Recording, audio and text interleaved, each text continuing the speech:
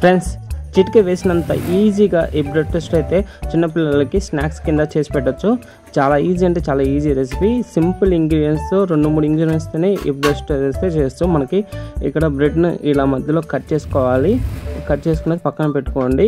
మీరు ఎన్ని కావాలో అన్ని అలా కట్ చేసుకోండి. ఇప్పుడు బటర్ అయితే ఫస్ట్ వేసుకున్నాం. చిన్న క్యూబ్ అయితే వేసుకున్నాను. ఇక్కడ 2 బ్రెడ్ పీసెస్ అయితే ఒక్కొక్క ఎగ్కి సరిపోతుంది. ఒక బ్రెడ్ మీద ఇంకొక బ్రెడ్ పీస్ ఇలా కట్ చేసినవి పెట్టుకొని అందులో ఎగ్ అయితే మనము పాట్ చేసుకొని అంటే కట్ చేసుకొని పగలగొట్టుకోవడం ఏదో ఒకటి సో అందులో వేసేసుకున్నాము. మొత్తం ఇక్కడ మనకు 2 ఇంగ్రీడియంట్స్ మనకు కావాలి.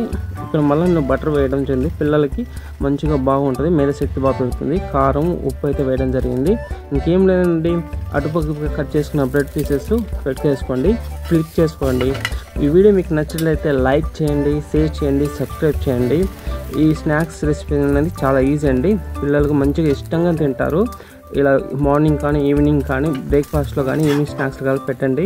పిల్లలు చాలా ఇష్టంగా తింటారు. స్కూల్స్ కూడా పంపించండి.